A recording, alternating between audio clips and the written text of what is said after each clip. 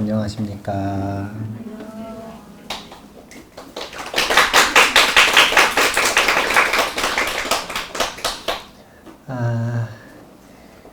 이번 시간에도 이제 수심결 속에서 이야기하는 깨달음, 도노라고 하는 것이 무엇인가 라고 하는 이야기를 좀 계속 할 건데요. 이제 처음 시작할 때 이번 법회, 그러니까 이번 특강의 전체적인 비유 틀로 삼은 게 장자궁자유잖아요. 장자궁자유에다 계속 비교를 한번 해보는 거예요. 그런데 일단 우리가 쉬는 시간에 한 법우님이 질문을 하셨는데, 처음 시작할 때 제가 문제 제기를 했었던 것과 사실은 이제 같은 맥락에 헷갈린다고 그럴까요? 헷갈림이라고 할까요? 헷갈림이에요. 그게 뭐냐면 깨달음이라고 하는 것이 무엇인가를 이야기하는 것은 문화마다 너무 틀린 거예요. 그래, 학파마다 너무 틀리다라는 거죠. 학파마다. 자, 기본적으로 우리나라 불교는, 대한불교 조계종은 대승불교예요? 초기불교예요? 선불교예요? 네. 근데 선불교적인 요소가 굉장히 많이 강조되는 대승불교죠. 그러면 선불교에서는 기본적으로 도노 점수를 좋아할까요? 도노 돈수를 좋아할까요? 도노 돈수를 좋아하는 경향이 있어요. 두 분 때문에. 그런데 첫 번째는 대한불교 조계종 할 때 조계가 조계산이란 말이에요. 누구냐면은 요 해능 스님 계시던 곳이라, 육조 해능 스님. 그래서 소위영전도 금강경과 육조단경을 위시한 그 선어록들을 소위경전으로 삼는 것처럼 육조 해능 스님을 굉장히 중요시 여기는데, 그러다 보니까 육조 해능 스님이 도노 돈수를 이야기하셨어요. 그래서 도노 돈수에 치우쳐 있는 경향이 크고, 그리고 또 가장 최근에 선불교의 이 중요한 인물로 손에 꼽히는 어른 스님이 계시는데, 근현대에서는 성철 스님이 계세요. 근데 성철 스님 역시 도노 돈수를 이야기를 하셨어요. 그러다 보니까 조계종의 뿌리가 된다라고 볼 수가 있는 해능 스님도, 육조 해능 스님도 도노 돈수, 그리고 그 가나선 불교의 가장 최근 어른 중에 한 분인, 영향력이 가장 강력한 분 중에 한 분인 성철 스님도 도노 돈수. 그러다 보니까 이제 종단에서 보면은 도노 돈수의 의견에 좀 이렇게 치우쳐 있는 경향이 있다는 거예요. 그러면 도노 돈수의 입장에서 보면 생각을 해보세요. 깨쳤으면 차별이 있어야 돼요? 깨쳤으면 차별이 없어야 돼요? 도노 돈수잖아요. 둘 다 몰록 다 끝났다 아니에요. 다 깨쳤고 더 깨칠 거 없고 더 닦을 것도 없다 이거잖아요. 그쵸? 네, 도노 돈수. 그러다 보니까 깨달음이라고 하는 것을 차제를 두는 것 자체가 약간 허용이 잘 안 되는 입장인 거예요. 그래서 이제 선불교에서 보통 뭐라고 표현을 하는 거냐면, 깨치면 끝이지, 화두를 타파해서 깨치면 끝이지 무슨 차별이 있는가? 라는 이야기들을 많이 하는 겁니다. 그런데 그런 문화는 지금 현재 우리에게 주어져 있는 조계종 선불교의 문화고, 항상 선불교의 입장이 그랬던 건 아니에요. 항상 선불교의 입장이 그랬던 건 아닙니다. 이제 보조국사 진울스님도 당연히 선불교를 잘 공부를 하셨고, 그리고 그 전에 중국에 이제 이 선사들 중에서도 보면 이 선사들이 좋아하는 경전 부류가 있어요. 선사들은 첫 번째로 잘 생각을 해보세요. 수행하는 걸 좋아할까요? 경전 보는 걸 좋아할까요? 이제 이런 문화가 우리나라에 지금 강력하게 강력하게 묻어 있는 거예요. 아, 참 그 불린물자 그거. 책 보지 말라고. 예, 책 보지 말라고 성철 선생님 얘기하신 게 아니라 책 볼 시간에 정진하라고 이야기하신 건데 책 보지 말라는 것만 자꾸 생각을 하셔가지고 이제 이게 부작용이 있는데, 원래 선사들은 좋아하는 경전들이 있어요. 그러니까 교학적으로 이 성향이 교학적인 면에서 뛰어날 수도 있고 뛰어나지 않을 수도 있겠죠. 그러니까 교학적인 면에 뛰어나지도 않고 별로 안 좋아하시는 선사도 있겠죠. 이런 분들은 보통 뭘 보셨냐면 금강경을 보셨어요. 금강경을 거울 삼아서 선을 하시는 거예요. 왜냐면 금강경이 핵심적이고 짧으니까. 그 다음에 이것보다는 교학적인 성향이 좀 더 강하시고 조금 더 잘 보시는 분들은 금강경 플러스 뭘 보셨냐면 보통 대승귀신론을 같이 보셨어요. 그래서 선사들의 언어에는 귀신론이 정말 인용이 많이 됩니다. 그런데 교학적인 면까지 최상승근기인 분들도 있겠죠. 선적인 면도 강하지만 교학적인 능력도 뛰어난 분들, 이런 분들이 대부분 이제 아주 뛰어난 이 선사로서의 논서들을 남기신 분들인데, 아주 뛰어난 교학적인 능력이 있는 분들은 화엄을 같이 보셨어요.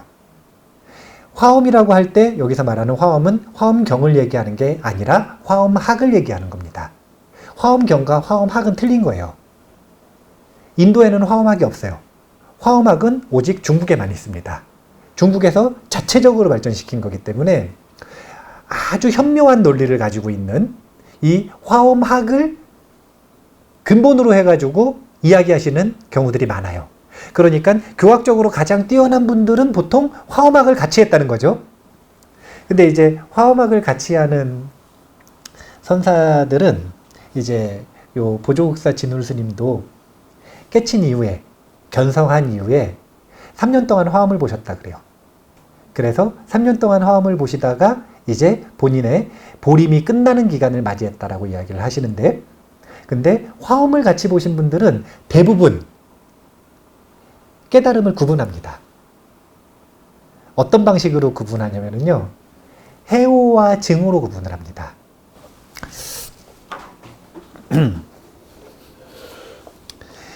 이 교학을 별로 안 좋아하는 거예요. 왜 안 좋아하냐면 교학은 결국은 개념이잖아요. 말. 그냥 말장난이라 이거예요. 거기 쏘가버리면, 거기 빠져버리면 거기서 헤어나오질 못한다는 거예요.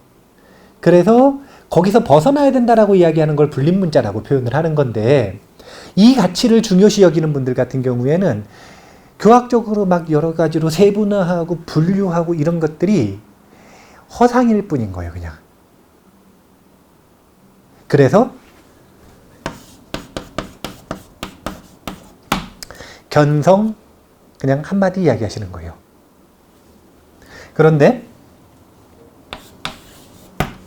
이런 선사들 중에서 교학에도 아주 특출난 분들, 이런 분들이 보통 화엄학을 같이 공부했다 그랬는데, 그분들은 깨침을 두 가지로 나누는 거예요. 해오와 증오.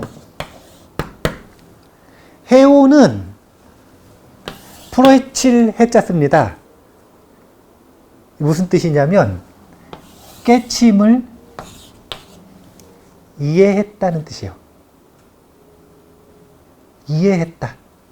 견해로서, 논리적으로서 깨달음에 대한 것에 이해가 생겼고 확신이 생겼다라는 이야기를 하는 거예요. 해오는 깨침을 직접 증득한 거하고는 틀린 거예요. 해오를 통해서 나아가서 증오로 나아갔을 때 깨쳤다라고 표현을 하는 겁니다. 그러니까 이 일반적으로 견성했다, 깨쳤다라고 표현하는 것은 일반적으로는 이걸 얘기를 하는 거예요. 증오. 그런데 화엄학을 바탕으로 하는 중국 선사들은 똑같은 선사인데, 똑같은 선불교인데 깨달음을 분명히 둘로 나눈다는 거예요. 그러면 이렇게 견해가 다를 때는 어떻게 해결해야 될까요? 자기 의견 가지고 싸워야 돼요? 본사의 의견을 봐야 돼요? 항상 본사의 의견을 보는 게 가장 좋은 거예요. 안 그러면 자꾸 싸워. 자꾸 싸워. 그러니까 시아본사 석가모니불 해가지고 대한불교 조계종에서는 예불을 하지만 다른 종단이나 다른 데서는 시아본사 석가모니불 안 할 수도 있겠죠. 그러면은 거기에는 석가모니불이 아니어도 본사가 있을 거 아니에요. 본사가 있겠죠? 그럼 그 본사의 의견을 봐야 된다는 거예요. 그 본사의 의견. 근데 대한불교 조계종에서는 예불할 때 시아본사 석가모니불 하니까 석가모니불의 의견을 보면 석가모니 부처님은 깨달음을 시작을 할 때 처음 시작을 뭐라고 했냐면 수다원이라고 그랬죠. 그러다가 아라한이라고 했단 말이에요. 그러면 수다원과 아라한은 어떤 차이가 있는가? 어떤 차이가 있는가? 이게 아주 묘한 건데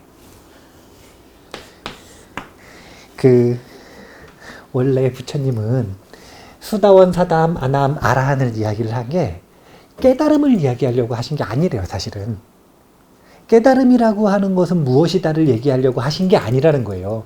원래 부처님은 깨달음의 상태, 열반의 상태에 대해서 묘사하는 걸 별로 좋아하지 않으셨어요. 선호하지 않는 편이에요. 어떤 열매를 맺게 되는지에 대해서 담백하게 표현을 하지. 열반에는 완전한 행복이 있다. 이런 식으로 담백하게 표현을 하지. 열반의 상태에 가면 시야가 어떻게 변하고 듣는 게 어떻게 변하며 이런 말을 하시는 게 아니에요. 그런 건 대승불교에서 나오는 거고 그런 건 깨달은 분들이 대승불교에서 자기가 깨달았는데 의식이 이렇게 변했다라고 묘사한 것들이지 부처님은 그런 걸 좋아하시는 분이 아니에요. 부처님은 상식, 우리가 공유할 수 있는 상식선에서 벗어나는 이야기를 하는 걸 좋아하시는 분이 아니에요. 그렇기 때문에 원래는 이 수다원, 사다함, 아나함, 아라한을 왜 얘기를 했냐면 보통 왜 얘기를 했냐면 그 사람이 윤회로부터 얼마나 벗어났는지에 대한 인가를 하기 위해서 이야기해 주신 경향이 있다 그래요. 그러니까 생이 몇 번 남았는지에 대한. 그러니까 얼마나 깨쳤고 그것이 어떤 상태고 이걸 얘기하려고 그러는 게 아니라 윤회에서 벗어나는 게 목적인데 그 윤회의 삶이 얼만큼 남았는지에 대한 이야기를 하다가 나온 것들이 저 수다원, 사다함, 아나함, 아라한이라 그래요. 그러다 보니까 숫자가 들어가는 거예요. 수다원은 7번. 사다함은 1왕래라 그래서 한 번 왕복. 아나함은 불왕가라 그래서 한 번 가기만 하고 돌아오지 않고. 아라한은 그 자리에서 끝나고. 이런 숫자가 들어가는 이유가 윤회가 얼마나 남았는가? 이걸 얘기를 하는 거예요. 이걸. 그렇다 그래요. 제가 부처님한테 직접 안 들어가지고 그렇다고 얘기를 해요. 그런데 그러다 보니까 수다원이나 아라한이나 사다함, 아나함이 어떤 상태에 있는지에 대한 묘사가 사실은 그렇게 많지가 않아요. 대부분 어떤 기준을 가지고 이야기를 하냐면 10가지 족쇄를 가지고 이야기를 하는데 이 족쇄는 뭐냐면 우리를 윤회에 묶고 있는 족쇄 10가지 마음의 대표적인 번뇌들을 이야기를 하는 거예요. 이 10가지 족쇄 중에 무엇을 풀었나 이걸 가지고 수다원, 사다함, 아나함, 아라한의 차이를 두는 거예요. 그런데 수다원은 3가지 족쇄를 풀었다 그래요. 아라한은 전부 풀었어요. 그럼 나머지 7가지라고 하는 게 무엇인가 그 내용을 자세하게 살펴보면 1시간이 가니까 여기서 놓고 보면 3가지만 놓고 보면 3가지는 유신견, 견, 의심 그리고 개, 금, 취, 견. 자, 이름부터 한번 봐보세요. 견자가 들어갔죠? 견자가 들어갔죠? 아니, 견자가 들어갔잖아요. 이건 뭐냐면은 아예 생각을 해보셔. 자, 견자가 들어갔다는 건 감정이나 습관이나 본능이 바뀌었다는 거예요. 견해가 바뀌었다는 거예요. 견해가 바뀌었다라는 뜻이잖아요. 뭘 통해서? 이해를 통해서. 이해를 통해서. 의심이라고 하는 건 이해도 아니에요. 의심은 뭐냐면 믿음이 생긴 걸 의심이라 그러는 거예요. 그래서 의심이 있는 건 신의 영역이에요. 믿음의 영역. 그 다음에 이걸 바탕으로 유신경과 개금치견은 신해행증할 때 해의 영역이라. 그래서 수다원을 표현을 할 때 크게 두 가지로 표현을 하는데 제가수다원과 출가수다원의 기준이 틀렸어요. 만약에 이게 깨달음의 어떤 특정한 상태를 얘기하는 거라면 제가수다원과 출가수다원이 기준이 틀릴 수가 있을까요? 없을까요? 없죠. 제가불자로서 윤회에서 벗어나는 방법과 출가불자로서 윤회에서 벗어나는 길이 틀리기 때문에 윤회가 이 정도 남았다라고 이야기를 할 때 수다원의 기준이 틀린 거라. 제가원은 보통 제가원이라네. 제가자는 보통 실천수행과 올바른 견해와 이쪽을 강조해서, 그러니까 선정과 지혜를 가지고 해탈을 보통 할까요? 아니면 믿음을 가지고 해탈을 할까요? 믿음. 대승불교만 믿음이 아니라 초기 불교에서도 제가수다원은 불, 법, 승, 그리고 개에 대한 믿음이 있으면, 확신이 있으면 그것을 수다원이라고 표현을 하는 경향이 있었어요. 왜 경향이라고 표현을 하냐면 그럴 때마다 무조건 수다원이라고 하신 게 아니기 때문에 경전에 기록되기로는 저렇게 기록이 되어 있는 경우가 많아요. 그래서 수다원 이러면은 우리가 견성, 성불, 이 가나선적인 입장에서 보면 성인이에요, 아니에요? 깨달은 사람이에요, 안 깨달은 사람이에요? 그러면은 예를 들어가지고 이런 거라, 석가모니 부처님 성불 후 1년 차에 있었던 일인데, 이 배화교, 이 조로아스터교 같은데, 요 배화교 교도 1000명의 스승 3명인 가섭 삼형제를 제도했어요. 난리가 났어. 마가다국에서요. 왜냐면은 그 우르벨라 가섭 큰형이 이 국왕의 이 뭔가 국사 같은 역할을 하는, 그러니까 이분이 국사다 이렇게 정한 건 아니지만 무슨 일이 있을 때마다 가가지고 인사드리고 조언을 구하고 이런 분이란 말이에요. 그런데 그런 분이 35살짜리 젊은 수행자한테 귀의했다는 소문이 난 거예요. 난리가 났어요. 그래가지고 마가다국 국왕이 20만 명의 귀족과 함께 확인하러 갑니다. 진짠가? 이건 대변혁이거든요. 본인들은 사회계, 요 사회를 지도하는 리더잖아요. 근데 종교계 리더가 완전히 바뀌었다라는 이야기를 듣고 확인하러 가는 거예요. 20만 명과 함께. 그래가지고 가가지고 확인을 한 다음에 부처님한테 설법을 들어요. 설법을 듣고 나서 20만 명 중에 절반 정도가 수다원이 됐대요.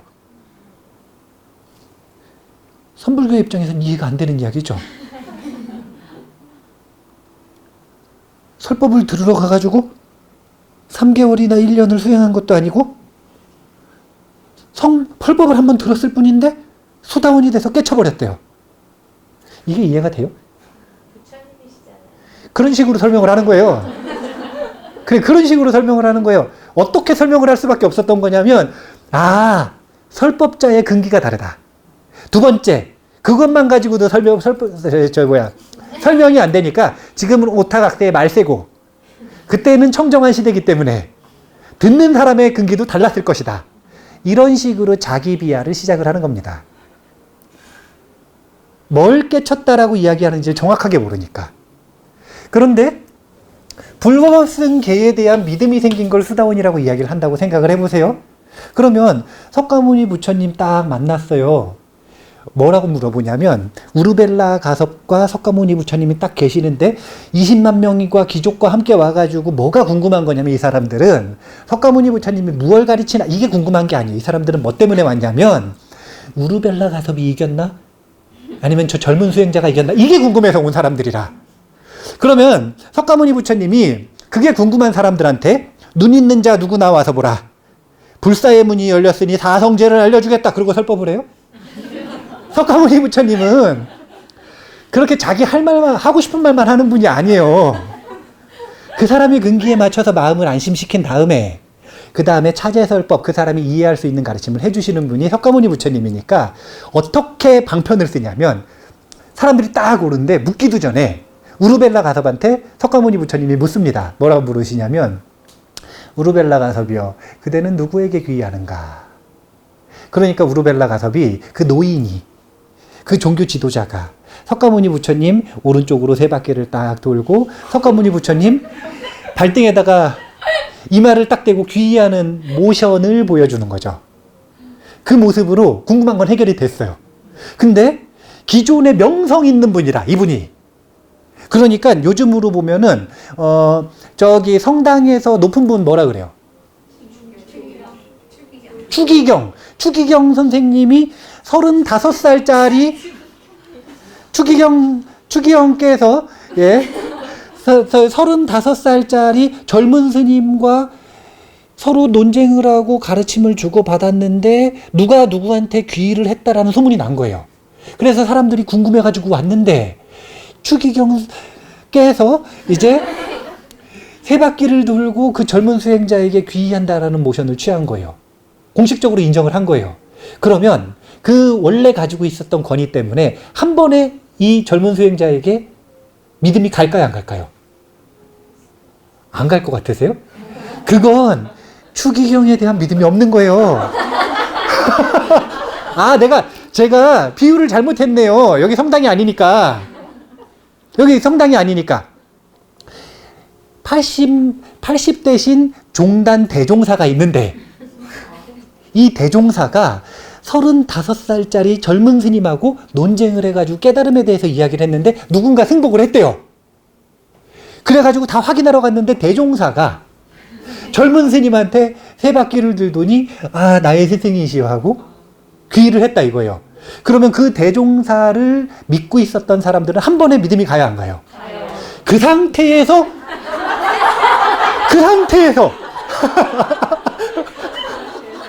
아니 지금 상황이 그런 상황인 거예요.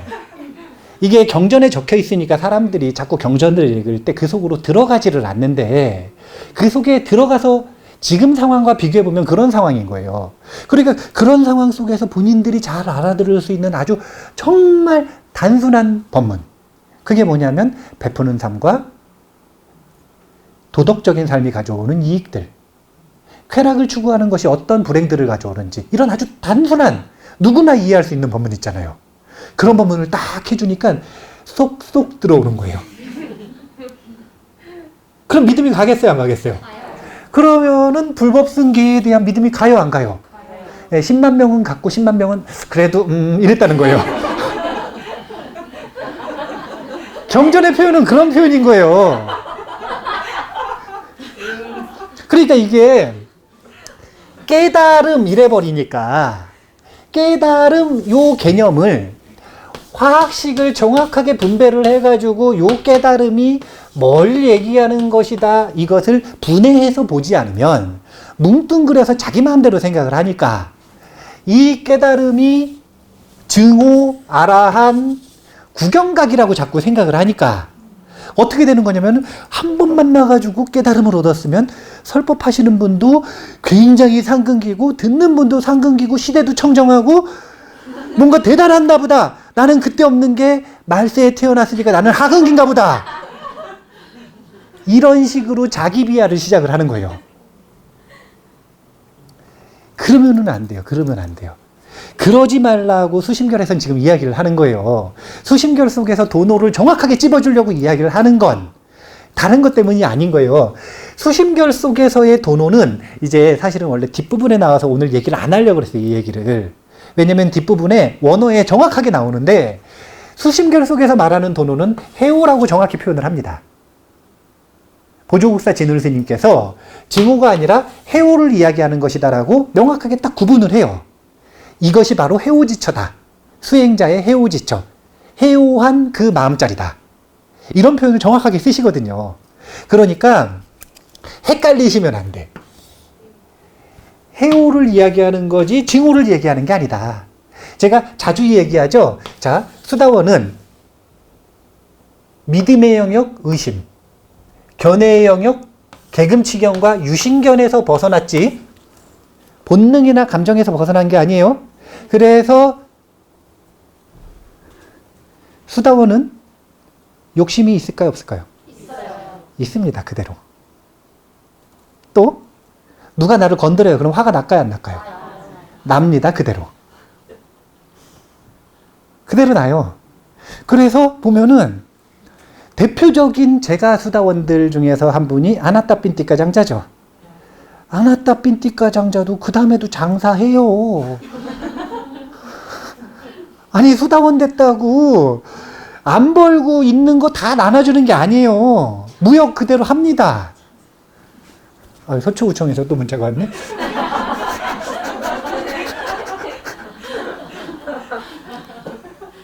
분노, 탐욕이 그대로 있단 말이에요. 그래서 수다원 다음에 사다함, 아나함이 끊는 게 뭐냐면 감각적 쾌락에 대한 욕구와 증오예요. 이것은 어디서 언급이 되는 거냐면 사다함은 옅어진다. 아나함은 끊어진다. 이렇게 표현을 하는 거예요. 그래서 선사들이, 선불교 하시는 분들이 요 견성을 했다라고 이야기를 하는 걸 요거를 배대를 하기 위해서 해오를 하고 수다원이 됐다라고 하는 것과 견성의 격이 맞지가 않는 것처럼 느껴지는 거예요. 그래서 보통 어떻게 이야기를 하냐면 견성했다라고 얘기하려면 아나함과 불안과 정도는 돼야 견성한 거 아니냐 이런 표현들을 자꾸 쓰는 거예요. 부처님께서 수다원부터 성인이라고 이야기했음에도 불구하고 의견을 어떻게 내냐면 수다원이나 사다함은 아직 분노하고 감각적 쾌락에 대한 욕구가 남아있는데 그걸 어떻게 성인이라고 할 수가 있느냐. 성인이라고 하려면 불안과 아나함 정도는 돼야 그때부터 성인이라고 할 수 있는 거 아니냐 이런 의견들이 나오는 이유가 다른 것 때문이 아니라 이런 차제 때문에 그런 거예요. 그래서 이 구분을 정확하게 하셔야 돼요. 그러니까 여기만 딱 놓고 봐도 사실은 뒤에 거 볼 거 없이 끝난 거예요. 도노 점수 뒤에 볼 거 없이 여기서 사실은 끝낼 수 있는 거예요. 왜 끝낼 수 있냐면 자 봐보세요. 도노 이건 뭐냐면 수다원 됐다 이거죠. 초기 불교 언어로 치면 이제 부처님 모셔오고 진울 스님 모셔와서 정확하게 도노의 뜻이 무엇입니까? 정확하게 수다원의 뜻이 무엇입니까? 물어봐야 알 수 있겠지만 그래서 정확하게 얘기하면 미세한 차이가 있을 수도 있겠죠. 근데 항상 다른 문화권에 있는 단어들이나 개념들을 배대할 때는 차이를 어느 정도 감안하고 비슷한 부분을 뽑아서 배대를 하는 거잖아요. 그렇게 배대를 해보면 한 수다원쯤 되면 이제 도노가 시작됐다 이거예요. 그러면 도노지만 닦을 게 있어요 없어요? 있잖아요. 그래서 점수 뭘 닦으라는 거냐면 10가지 족쇄 외에 7가지 족쇄를 닦아라. 초기 불교 언어로 이야기하면 이런 언어인 거예요. 이걸 보고 도노 점수라고 얘기를 하는 겁니다. 근데 이거는 팔정도에도 그대로 나와 있는 수행 구조예요. 팔정도에서 시작이 뭐냐면 정견이죠. 정견은 뭘까요? 정견은 뭔가요? 아이 왜 그렇게 정의를 할 때는 이름을 그대로 해석을 하면 안 되고 정견은 바른 견해입니다. 이거는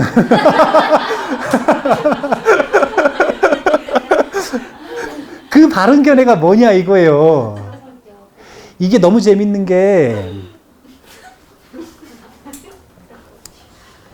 이 초기 불교가 있고 이 불교의 뿌리로부터 이렇게 꽃과 열매들이 폈단 말이요. 각종 꽃과 열매들이 폈어요. 그러면 이 꽃과 열매들은 각자 뭐가 정견이라고 다 다르게 얘기를 해버려요. 그런데 다 다르게 얘기를 하니까 지금 10년 불교를 하셨고 20년 불교를 하셨는데도 정견이 무엇입니까? 할 때 자신 있는 공통된 대답이 안 나오는 거예요. 그런데 너무 재밌는 건 뿌리, 부처님은 정견이 무엇인지를 정확하게 얘기하셨어요. 정견은 무엇입니까? 사성제가 정견이라고 얘기하셨어요. 이게 부처님의 답이에요. 그런데 사성제를 통해서 무엇을 하느냐? 뭘 하는 거냐면 무아를 하는 거예요. 무슨 뜻이냐면 팔정도는 정견부터 시작하죠. 근데 무아부터 시작한다는 거예요. 무아에 대한 암, 무아에 대한 알을 바탕으로 사유하는 걸 정사유라고 하는 겁니다. 사유는 깊게 생각하는 거잖아요. 그냥 막 생각하는 건 사유. 무아를 바탕으로 생각하는 건 정사유. 사성제를 바탕으로 생각하는 건 정사유. 아무 생각이나 하는 건 사유. 자, 하나만 더 예를 들어 볼까요?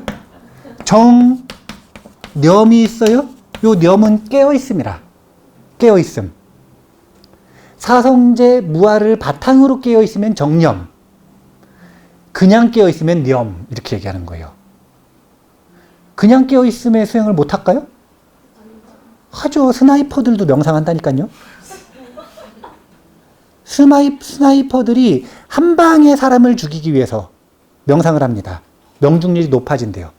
그거 정념이라고 할 수 있나요? 아니잖아요. 그건 념. 정견을 바탕으로 하고 있으면 정념. 그러니까 팔정도는 전부 다 정견을 바탕으로 하고 있는 수행들을 얘기를 하는 거예요. 그러면 이 정견을 뭐라고 하느냐? 수심결론으로는 도노라고 하겠죠. 저기 화엄학을 공부한 선사들이 이야기할 때는 해오라고 하겠죠. 이 해오를 바탕으로 어떻게 하느냐? 다시 사유하고 이걸 바탕으로 말하고 행동하고 그리고 깨어있고 선정을 닦으면 이렇게 한 바퀴 돌아서 다시 이쪽으로 돌아갔을 때 증오가 되겠죠. 이런 순환 구조가 끝이 시작인 이런 순환 구조가 그러니까 여긴 도노, 나머진 점수. 이런 순환 구조가 사실은 이미 초기불교부터 누누이 언급되는 그런 순환 구조라는 거예요. 금강경에서도 똑같이 육바라밀이 적용이 됩니다. 근데 그것까지는 적지 않겠어요? 그것까지 적으면 원문을 못 보니까 원문을 좀 보겠습니다. 점수란 비록 본래의 성품이 부처와 다름이 없음을 깨달았으나 이게 뭐냐면 무아라는 걸 깨친 거예요. 그러니까 여기서 말하는 깨쳤다 이 용어를 자꾸 헷갈리시면 안 돼요. 무아라는 걸 믿었고 무아라는 걸 이해했다 이거예요. 그런 뜻인 거예요. 깨달았으나 오랫동안 익혀온 습기 이게 뭐냐면 감정과 본능이죠. 분노와 탐욕 대표적인 게 질투 의심은 끊어졌다고 얘기를 하지만 습기를 갑자기 모두 없애기는 어렵다. 그러므로 깨달음에 의지하여 닦아 점차로 익히어 공이 이루어지고 여기서 중요한 건 깨달음에 의지하여 이 말이 중요한 거예요. 정견에 의지하여 이렇게 이야기를 하듯이 깨달음에 의지하여 닦아 점차로 익히어 공이 이루어지고 오래오래 소질을 길러서 성인이 되기 때문에 점수라고 한다. 비유하면 어린아기가 처음 태어났을 때의 모든 기관이 갖추어 있음은 어른과 다르지 않지만 그 힘이 충실치 못하므로 상당한 시간이 지나야 비로소 어른이 되는 것과 같다. 자, 한날 한시에 왕자님과 거지 아기가 동시에 태어났다고 봅시다. 그러면 이 둘은 사회적으로 볼 때 차별이 있나요, 없나요? 둘 다 똑같이 이뻐도 차별이 있어요, 없어요? 분명하게 있죠. 예, 특별한 이변이 없는 한 왕자로 태어났으면 왕실에서 살 거고 여차하면 왕 될 거고요. 그렇겠죠. 왕가의 교육을 받고 왕처럼 살 거 아니에요. 거지로 태어났으면 특별히 이변이 없는 한 거지로 살 거 아니에요. 그런데 이런 걸 보고 뭐라고 표현을 하냐면은 이제 성경에서 시작은 미약했으나 그 끝은 창대하리라 이렇게 표현을 하는 건데 무슨 뜻이냐면 처음 시작할 때는 거지 왕자로 왕자로 태어나나 거지로 태어나나 둘 간의 능력의 차이가 있나요, 없나요? 사실은 없다고 볼 수 있죠. 미약한 정도가 아니라 처음에는 없죠. 아니, 왕자로 태어났다고 처음부터 고기예요? 똥거 좀 처음부터 가리나요? 영어 처음부터 해요? 아니잖아요. 그건 나중에 배우는 거잖아요. 처음에는 그냥 정체성, 핏줄이 다를 뿐이라. 그런데 이 미약한 차이가 변하지 못한 채 시간이 지나버리면 그 끝은 요 처음 시작할 때 작은 변화가 창대하게 변한다라고 이야기를 하는 걸 시작은 미약했으나 그 끝은 창대하리라라고 성경에서 이야기를 하는 거예요. 과학계에서는 신과학이라고 하는 부분에서는 이런 법칙의 이름이 있어요. 그게 뭐냐면 초기 조건의 민감성의 법칙이라고 이야기를 합니다. 초기 조건의 민감성의 법칙이라고 이야기를 해요. 초기 조건에서 요만큼 틀어진 차이가 나중에는 이만큼의 차이를 불러일으킨다라는 이야기를 하는 거죠. 대승불교의 시작, 이 도노점수의 시작은 이 부분을 지금 이야기를 하는 거예요. 이 부분에서 자기가 거지라고 생각을 하면서 자기가 거지고 나는 끔찍하게 거지고 분명하게 거지고 변함없이 거지고 남이 아무리 얘기를 해도 자기는 무조건 거지고 이 상태에서 아무리 애써봐야 변화할 게 있느냐 이거예요. 능력 있는 거지가 되겠죠. 능력 있는 거지가 되겠죠. 보조국사 진울스님은 왜 그러느냐 이거예요. 원래 거지여서 그러면 이해라도 하겠는데 그게 아니라 장자 궁자유처럼 원래 왕자인데 거지로 착각하고 있고 왕자인 걸 잊어버린 상태인데 왜 허상을 붙잡고 그것을 고집해서 비효율을 만드느냐 이거예요. 그걸 보고 우치선이라 그러는 거예요. 그래서 수행을 요만큼 하고 있든 욕이든 상관없이 어차피 아무리 애썼어도 자기 정체성은 거지면 거지의 정체성을 가지고 아무리 수행해봐야 부처님 안 된다는 거예요.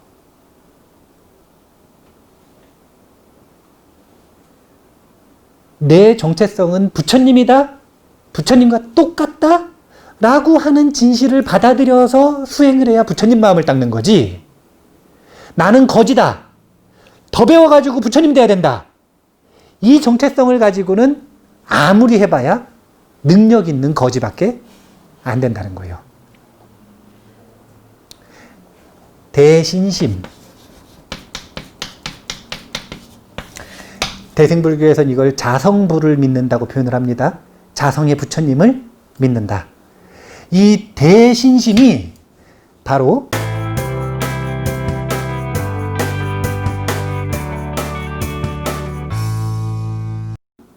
대승의 변혁, 대승이 만들어낸 혁명입니다. 자기가 대승불자라면 이 대신심이 없으면 대승불자라고 사실은 할 수가 없는 거예요. 대승과 소승은 지역에 있는 게 아니에요. 연도, 몇 년도까지는 소승, 몇 년도부터는 대승 이런 게 아니에요. 금강경 읽으면 대승, 아나빠나사띠 읽으면 소승 이런 게 아니에요. 대승과 소승은 승, 그건 마음이고 그게 큰가 작은가 마음의 크기와 상관이 있는 건데 내 마음을 망상으로 보느냐 아니면 법신과 영지로 보느냐 이 차이. 나는 거지인가 왕자인가? 나는 중생이라고 고집을 할 것인가 아니면 부처님이라고 받아들일 것인가? 이 차이. 언제든 상관없다 이거예요. 이만큼 수행한 사람이든 이만큼 수행한 사람이든 이만큼 수행한 사람이든 상관없이 그 시작으로 돌아와서 나는 거지인가? 나는 왕자인가? 내 마음은 이렇게 분노도 있고 이렇게 자만도 있고 이렇게 때때로 탐욕도 일으키고 이렇게 못난 모습도 보이고 이렇게 고상하지 못한 모습들을 보이기 때문에 나는 끝까지 중생이라고 고집할지 참 고집이 세요. 아무도 그렇게 얘기를 안 하는데 부처님은 그럼에도 당신은 부처님입니다 라고 아무리 얘기를 해줘도 고집이 얼마나 센지. 말은 또 이렇게 해요. 뭐라고 얘기하냐면 부처님을 믿는데요. 그럼 그 말을 한번 믿어보든지.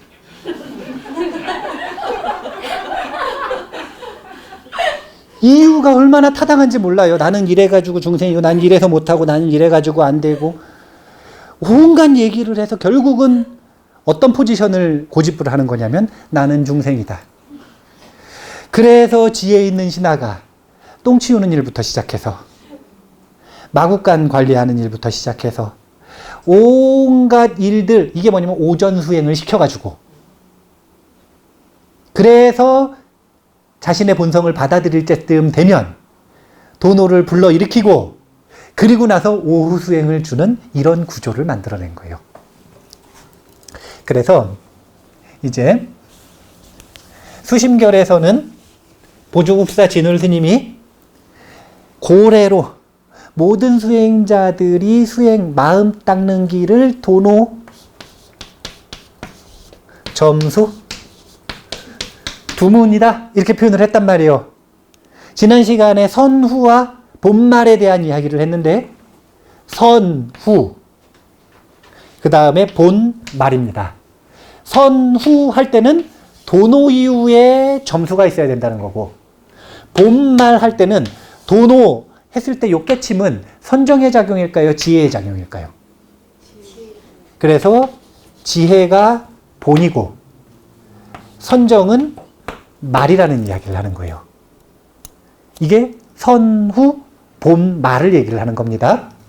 근데 선후 본말을 이야기를 하시면서 도노 점수 하나다라고 얘기를 했지만 이제 수심결속 이야기 말고 저는 도노 점수문이 아니라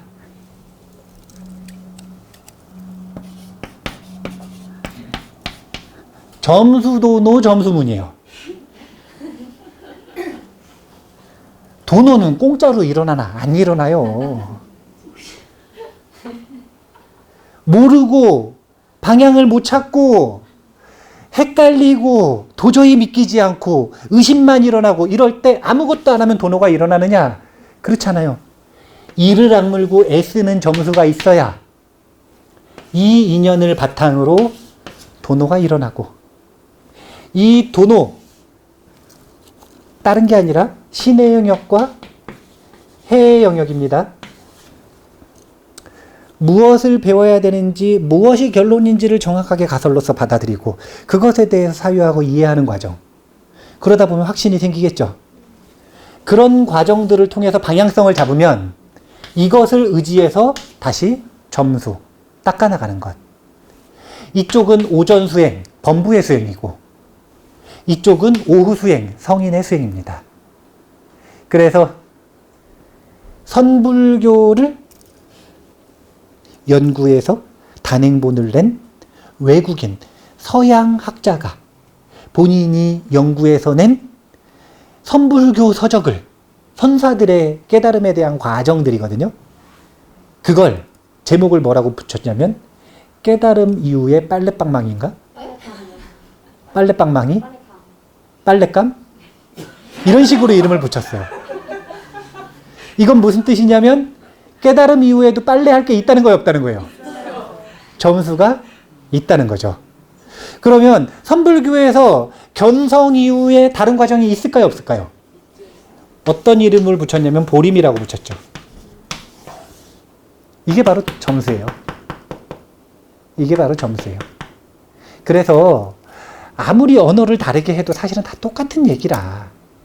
그런데 각자의 가풍에 따라 강조하고 싶은 바가 틀린 거예요. 그리고 응병여약이기 때문에 그때그때 주는 약이 틀린 거예요. 자, 점수에 의지한다. 도노 돈수가 아니라 도노 점수다. 이러면 어떤 부작용이 생길 수 있는 줄 아셔요?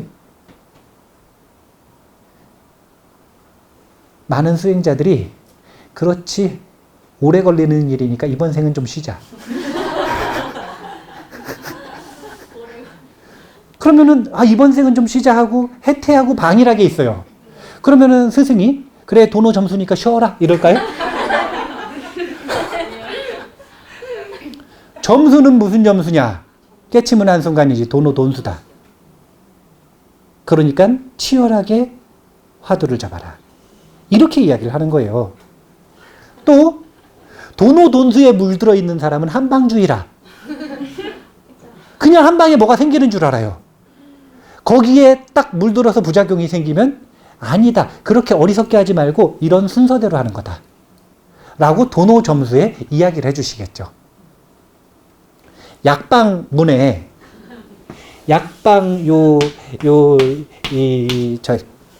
이 처방전에 언어가 도노 점수라고 적혀있든 다른 약방문에는 도노 돈수라고 적혀있든 상관없이 보조국사 진울스님은 전부 다 도노 돈수다. 이렇게 정리를 해버리고 계신다라는 것. 그래서 언어가 다르지만 길은 하나다. 라는 이야기를 하신다라는 것. 그것을 잘 기억을 하시면 좋을 것 같아요. 그래서 이제 아이로 태어났을 때 비유가 있었어요. 자, 왕자로 태어났다. 그런데 어른과는 틀리다.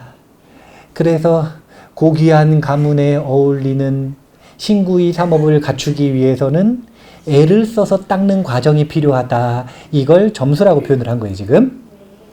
자, 다음 질문인데요. 이게 다음 장이에요. 근데 시간이 다 돼가지고 다음 장을 할까 말까 고민을 하는데 짧게 하고 넘어가 버릴게요. 왜냐하면 다음 시간에 이걸 한 번에 한 주제 다루기는 너무 짧아서 요거는 그냥 간단하게만 보고 넘어가겠습니다. 왜냐하면 그 전에 사실은 한번 언급했었던 내용이어서 그래요. 그래서 도노와 점수에 대해서 확인이 듣고 이런 질문을 했어요. 도노와 점수 이제 안 헷갈린다 이거예요. 뭘 도노하는지 알겠다 이거예요. 뭘 닦아야 되는지 알겠다 이거예요. 그런데 이제 방법론을 묻는 거예요. 무슨 방법으로 한 생각 기틀을 돌려 자성을 깨치겠습니까? 즉 어떻게 도노합니까? 저는 어떻게 도노하면 됩니까? 도노라는 게 그런 건 알겠는데 저는 어떻게 도노하면 됩니까? 이런 질문을 한 거예요. 여기에 대해서 다만 그대 자신의 마음인데 다시 무슨 방법이 필요할 것인가? 만약 방법을 써서 다시 하려고 한다면 그것은 마치 어떤 사람이 자기의 눈을 보지 못하고 눈이 없다고 하여 다시 보려는 것과 같다. 이미 자신의 눈인데 무엇을 다시 보려는가? 만약 일치하는 줄 알면 그것이 곧 눈을 보는 것이다. 다시 보려는 마음이 없으면 어찌 못 본다는 생각이 있을 수 있겠는가? 눈을 보는 것과 똑같은 문제라는 거예요. 이제 용수보살의 중론에는 이 굉장히 유명한 전제가 하나 있어요. 그게 뭐냐면 우리는 눈이 실제한다는 걸 증명할 수 없다라는 전제예요. 자기 눈이 실제한다라는 걸 우리는 증명할 수 없다라는 거예요. 사람들은 보통 무엇인가가 있다 없다 얘기를 할 때 어떤 감각기관에 의지를 하죠? 본 것, 이걸 확인했다고 표현을 하죠. 그래서 눈으로 확인을 하잖아요. 근데 그 확인한 모든 것들이 왜 허상이냐면 눈이 있다라는 걸 증명하지 못하기 때문에 허상이라는 거예요. 자, 그러면 눈이 있는 건 왜 확인을 못할까요? 눈이 눈을 못 보기 때문에 그래요. 눈이 눈을 볼 수 있는 방법이 없습니다. 눈이 눈을 볼 수 있나요? 그때 당시에는 이런 식으로 얘기를 했어요. 학인들이 물에 흘러가는 물에 자기를 비춰보면 눈이 여기 보이지 않습니까? 그리고 요즘으로 보면 거울 보면 되지 않습니까? 그래요, 안 그래요? 근데 거울 속에 비쳐있는 이 눈이 내 눈이에요? 아니면은 대상이에요? 이건 색경일 뿐이잖아요. 색경을 보고 어떻게 눈을 확인을 하죠? 눈은 눈을 못 봅니다. 그래서 눈이 있다는 것을 증명할 수 있는 방법은 없다는 거예요. 그런데 지금 여기서는 무엇을 가지고 눈이 있다라는 것을 믿고 받아들이면 된다라고 이야기를 하는 건지, 그러니까 눈이 있다는 건 가설이에요. 그것을 증명할 수 있는 방법은 눈으로서 눈을 못 보기 때문에 없다는 거예요. 보통 이럴 때 어떤 표현을 쓰냐면 깨치기 전에 모른다 이렇게 표현을 하는 거예요. 그런데 그러면 깨치기 전에는 어떻게 그 가설을 믿고 받아들일 거냐 이거예요. 눈이 있다는 걸 어떻게 받아들일 거냐. 보는 작용이 있으니까. 지금 그 이야기를 하는 거예요. 근데 보는 작용 가지고 눈이 있다는 증명은 안 된다는 거예요. 보는 작용이 어디서 일어나는지를 확인할 방법이 없으니까. 그런데 받아들일 수는 있다는 거예요. 가설로서. 믿고 받아들일 수는 있다는 거예요. 증명하는 건 언제냐면 깨친 다음이고, 그 전에는 모르는 거니까 그냥 없는 걸로 치자 이 말, 이것도 말도 안 되고, 없다는 걸 증명할 수도 없잖아요. 그러니까 없는 것으로 치자라고 말할 수도 없고, 그러면 눈이 있다는 걸 어떻게 가설로서 받아들일 것인가? 그것은 다른 게 아니라 지금 이야기하신 것처럼 보는 작용이 있으면, 보는 작용이 끊어지지 않으면, 그러면 눈의 역할은 보는 작용이니까 눈이 있다는 것을 확인할 수 없다 하더라도 눈은 있는 거 아니냐. 이건 증명한 게 아니라 가설을 받아들이는 논건 거예요. 제가 도노는 증명한 거라 그랬나요? 아니면 신의 해의 영역이라 그랬나요? 제가 하는 이야기가 아니라 수심결에 그렇게 적혀 있는 거예요. 도노, 수심결 속 도노는 신과 해의 영역이잖아요. 신과 해는 증명한 거예요? 가설을 받아들인 거예요? 가설을 받아들인 걸 신, 가설을 이해한 걸 해라고 표현을 하는 겁니다. 그래서 실천을 통해서 증명해 가는 과정을 수라고 하고, 행이라고 하는구나. 신의 행. 행이라고 하고, 그래서 증명한 것. 이것을 증이라고 그러는 거예요. 그래서 눈이 보이는 작용이 있는 한 눈이 있는가 없는가를 의심하는 것은 어리석은 일이라는 거예요. 쓸데없는 의심이라는 거죠. 가설을 받아들였으면 그 가설을 증명하려고 해야지, 가설을 받아들인 가설을 끊임없이 의심해서는 가설을 증명할 수 없다는 거예요. 어떻게 해야 되는 거냐면, 마치 우리가 눈이라고 하는 것을 가지고 보는 작용을 가지고 눈이 있다라고 하는 걸 의심하지 않듯, 마음도 그 마음에 있는 불성을 보는 것이라고 하는 것은, 이제 사실은 여기 계시는 분들이 앞에 안 오셔가지고 앞부분에서 불성이 뭔지 정의를 했죠. 진울 스님께서 뭐라고 정의를 하셨냐면, 보고 듣고 맛보고 느끼는 그 작용, 그것에 불성이 있다. 이렇게 정의를 하셨어요. 이 얘기는 무슨 뜻이냐면, 마음에 있는 불성은 어떻게 찾느냐, 어떻게 보느냐. 그것은 보고 듣고 맛보고 느끼고 생각하고 이런 작용이 일어나는 한 불성이 있냐 없냐, 이 의심은 필요가 없는 거라는 거예요. 작용이 일어나면 불성은 있어요, 없어요? 있어요. 자, 다시 볼게요. 눈으로 보는 작용이 일어나요. 그럼 눈은 있다고 받아들이는 거예요? 없다고 받아들이는 거예요? 증명한 거예요? 증명할 수 없다니까요? 증명한 게 아니라 받아들이는 거죠. 마찬가지로 마음의 불성이 있고 마음의 불성을 보는 건 작용이 있으면 마음의 불성이 있는 거예요. 작용이 일어나는 속에서 마음의 불성을 보는 겁니다. 그래서 수심결 속에서는 불성을 보는 방법은 다른 게 아니라 화내고 성내고, 똑같은 거구나. 화내고 욕심내고 자비로운 마음을 냈다가 지혜로웠다가 어리석었다가, 기분이 좋았다 나빴다, 오늘 아침 기분이 좋았다, 저녁 때 기분이 나빴다, 이 부침하는 마음의 작용 경험 속에서 그 경험을 살펴보는 것이 바로 불성을 보는 것이다 라고 단정 짓는 거예요. 불성을 화내지 않고 탐욕이 없고 어리석음이 전혀 없는 특별한 마음을 보려고 자꾸 그러는데, 그런 게 불성이 아니라 화내고 욕심내고 어떨 땐 기분이 좋고 어떨 땐 행복하고 어떨 땐 지혜로웠다가 어떨 땐 무자비하고 어떨 때는 착했다가 어떨 땐 나쁘고, 이게 자신의 신구이 삼업인데 그 신구이 삼업 그 자체가 바로 불성이라는 거예요. 그걸 보는 것 자체가. 그래서 특별한 마음, 여기서 말하는 특별한 마음은 무탐, 무진의 마음의 자리. 탐욕도 전혀 없고 분노도 전혀 없고 어리석음도 전혀 없고 확고하게 깨어있고 신통방통한 일이 일어나고 온갖 깨친 이에 신기한 일들이 다 일어나고, 그런 마음이 따로 있다고 생각을 해서 그런 마음을 쫓기 시작하면 그것은 거지의 수행이다. 불성은 그런 게 아니라는 거예요. 중생심 그 자체가 바로 불성이다.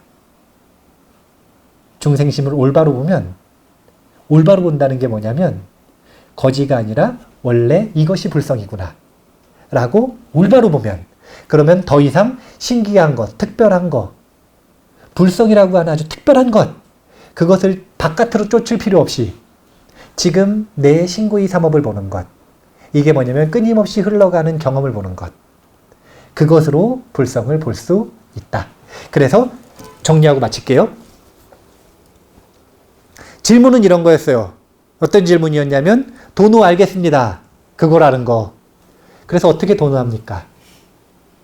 이렇게 물은 거예요. 그러니까 도노는 어떻게 라는 게 없는 거다 이거예요. 어떻게, 이건 뭐냐면 내가 지금 불성을 봤다는 거예요? 아니면 불성을 안 가지고 있다는 거예요? 안 가지고 있으니까 어떻게 찾냐고 물어보는 거잖아요. 못 보겠으니까 어떻게 보냐고 묻는 거잖아요. 그거는 되게 이상한 일이라는 거예요. 눈으로 이걸 보고 있으면서 묻기를 어떻게 이걸 눈으로 봅니까? 이걸 묻는 것과 똑같은 거라는 거예요. 이건 무슨 뜻이냐면 여전히 불성은 특별한 거라고 생각을 하고 있다는 거죠. 그래서 어떻게 하라고 이야기하냐면 그냥 보고 있는 걸 잘 보면 된다. 처음 시작할 때의 언어를 가지고 이야기를 하면 끊임없이 부침하는 경험들을 사로잡히지 않고 보면 된다는 거예요. 사로잡히지 않고 보려고 노력하는 수행. 여기엔 두 가지 전제가 있는 거예요. 도노의 전제는 무슨 뜻이냐면 이 경험이 바로 불성이다. 이걸 인정해야 그걸 볼 수가 있는 거예요. 이걸 도노라 그래요. 그래야 딴 걸 안 찾아요. 지금 안 일어나는 특별한 일을 안 찾을 수가 있어요. 그 다음에 점수는 무슨 뜻이냐면 지금 일어나는 것이 바로 불성을 보는 것이다. 이걸 보는 게 바로 수행이다 라고 생각을 하지만 끊임없이 딴 걸 찾고 싶어요? 안 찾고 싶어요? 의심이 끊임없이 일어나잖아요. 그 의심을 제거해 나가는 게 바로 점수예요. 의심을 제거하고 다시 이쪽으로 돌아와서 자신의 면전에 있는 신구이 삼업 경험을 보는 것.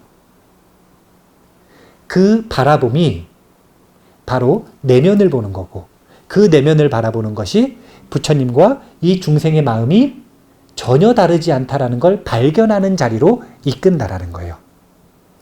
망상처럼 보이는 이 마음에 드러나지 않는 영지를 드러내 보인다라는 겁니다. 이걸 봐야. 딴 걸 쫓으면 못 본다는 거예요. 딴 거의 종류 여러 가지가 있었죠. 어떤 사람은 몸을 섬기면서 살아가고 몸만 보고 살아가고, 어떤 사람은 돈, 명예, 사랑 바깥을 보고 살아가고, 어떤 사람은 신이 해결해 줄 거라고 신만 보고 살아가고, 신만 보고 살아가는 거나, 어떤 사람은 또 깨달음이 이걸 해결해 줄 거라 그래가지고 이거 안 보고 깨달음이라고 하는 개념을 만들어서 그것만 쫓고, 전부 다 바깥을 쫓는 거예요. 수심결 속에서는. 그런 특별한 걸 쫓는 건 다른 게 아니라 도노를 못해서다. 자기가 부족하다고 생각하니까.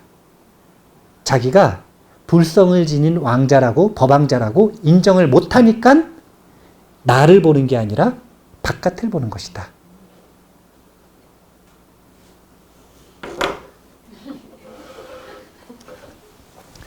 그래서 수심결 속에서 도노 점수는 무엇인가 특별한 것을 도노해서 특별한 수행 방법을 가지고 점수를 하는 게 아니라는 거예요. 그게 아니라 오히려 특별한 것을 쫓는 것을 전부 다 뭐라고 이야기하셨냐면 마음 밖이라고 표현을 해버렸어요. 그래서 마음 밖으로 쫓아가지 말고 자기가 지니고 있는 경험, 그 경험이 청정하든 오염되어 있든 그 경험의 이름이 망상이든 지혜든 지혜만 보려고 하지 말고 망상이라고 눈 피하지 말고 자기의 신구의 삼업을 이것이 불성이라고 하는 확신을 가지고 바라보는 것. 딴 데로 의심하지 말고 시선 뺏기지 말고 뺏겼으면 다시 일로 돌아오고 이게 지금 도노에 의지한다라고 표현하는 거예요. 그래서 부처님 당시의 언어로 이야기를 하면 마음의 청정함을 믿고 객진번뇌를 깨어있음의 힘으로 닦아내는 것. 닦아내는 방법은 다른 게 아니라 객진번뇌를 보는 거예요. 객진번뇌를 억지로 버리고 외면하는 게 아니라 객진번뇌를 보는 것. 그것이 바로 수심결에서 이야기하는 가장 단순한 수행. 이 수행이 복잡해 보일 수도 있으나 왜 복잡해 보이냐면 이해를 못했기 때문에 그래요. 가장 단순한 수행. 다른 것 갖춰야 되는 게 아무것도 없어요. 이미 다 갖추고 있어요. 다른 특별한 개념을 발견해야 될 것도 없어요. 그냥 볼 수 있는 자신의 신구의 삼업을 보는 겁니다. 부처님과 보조국사 진울스님의 의견은 똑같은 거예요. 불사의 문은 열렸다. 눈 있는 자는 누구나 와서 보라. 어떤 특별한 개념을 배우고 오라도 아니고 학위 가지고 오라는 것도 아니고 어떤 특별한 자세를 완성해서 오라는 것도 아니고 어떤 언어를 배워서 오라는 것도 아니에요. 한국어를 쓰든 외국어를 쓰든 미국말을 쓰든 중국말을 쓰든 이 사람이 지능이 높든 낮든 번뇌가 많든 적든 밥을 많이 먹든 적게 먹든 몸이 건강하든 건강하지 않든 그냥 그 경험을 확신을 가지고 바라보는 것. 그 경험에 깨어있는 것. 이것을 단 하나의 마음 닦는 길로 제시하는 것. 이것이 바로 수심결입니다. 아시겠죠? 아, 이거 어려워요. 쉽다고 이야기를 하지만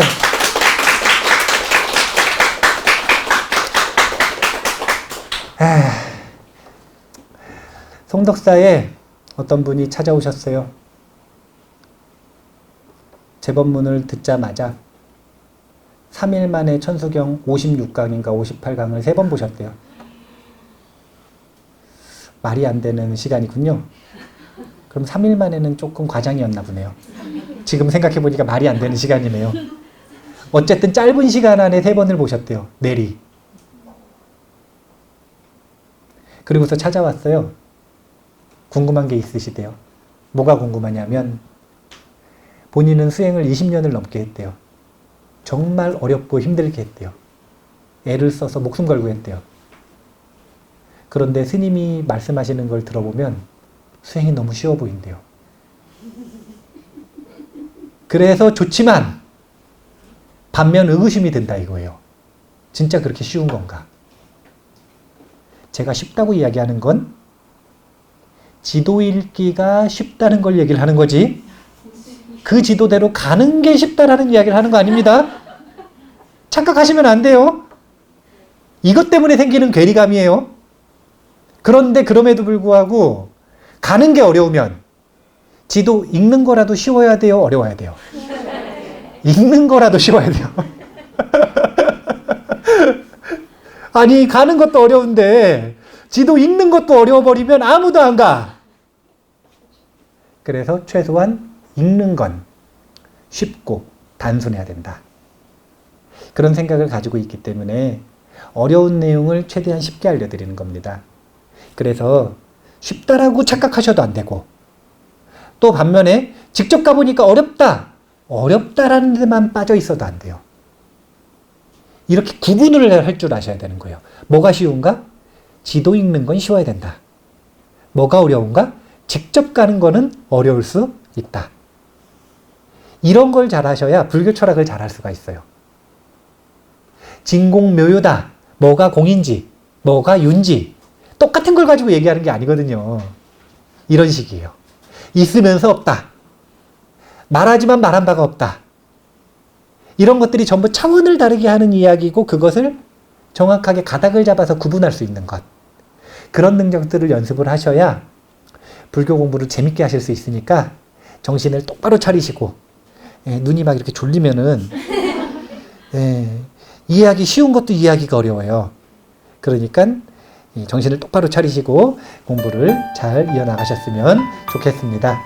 자, 그러면 오늘 이만 마치겠습니다. 감사합니다.